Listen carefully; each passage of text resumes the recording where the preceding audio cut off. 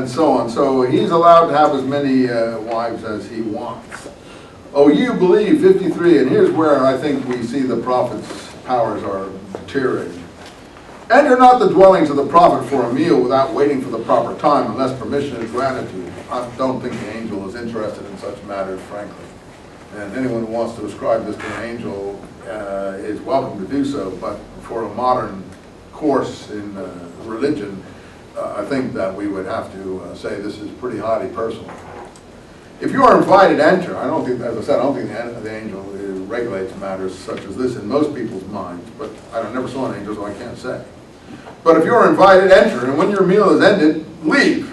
Don't stay around for conversation. You would cause annoyance to the prophet if you did, and he would then be shy of asking you to go.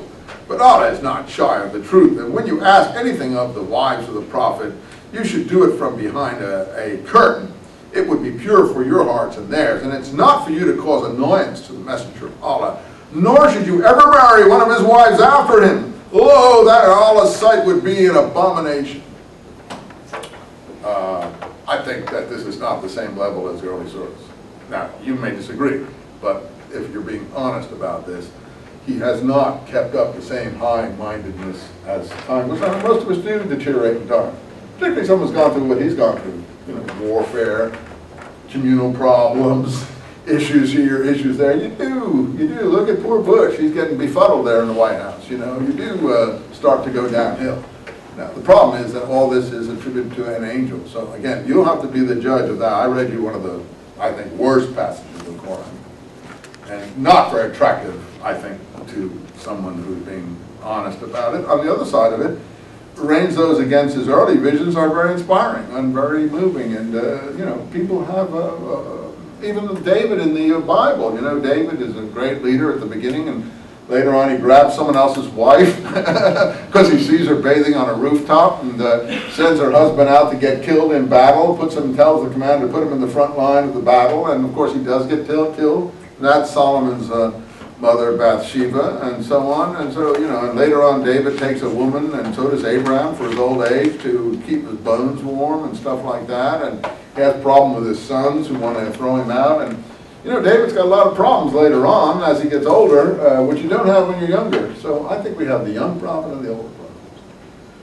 And I think the Quran is quite honest about that. But a believer gets angry if you say these things. And I apologize to the believers, but maybe you should be more objective about the documents that you're dealing with. The problem, again, with the Islam situation is that in Islam we really are just largely in a medieval world where the religion and state have not been separated. And you see that in Iraq at the present time.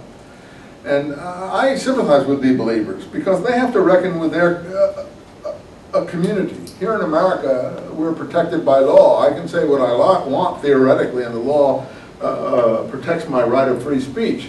But in a community where this has not occurred, you can bring yourself, you know, you can bring others who will get angry at you and want a death warrant on you. In Egypt, poets, writers have had death warrants pronounced on them. Salman Rushdie is a Muslim, he's had death warrants on them. The average person doesn't want to go through that kind of hassle. The average person isn't going to, you know, if it has any ideas of their own, isn't going to speak about them publicly, because frankly their rights are not protected to do so. So when Westerners say things about Middle Easterners and so on, they may not realize the danger that they are suffering under. And even a woman, you know, is suffering under tremendous threat situation should she do anything wrong, make any mistake. And people in her own family can murder her. So, I mean, if you find people who are behaving well and don't want to move to the right of that, you shouldn't be surprised, and you should sympathize with that, because you don't know what you would do in the same situation. You might be in exactly the same mindset. You know, when you're a threat, people behave a lot differently than when they're not. So if you meet people and they still sort of sound like they're not looking at things in an objective way, from your perspective, from their perspective they are, you should understand that they have a lot of pressure on them. And I hope that we can alleviate this pressure by bringing the modern world out there everywhere. But a lot of people don't want the modern world. And that's what the whole war in Iraq is about at the moment, I personally think.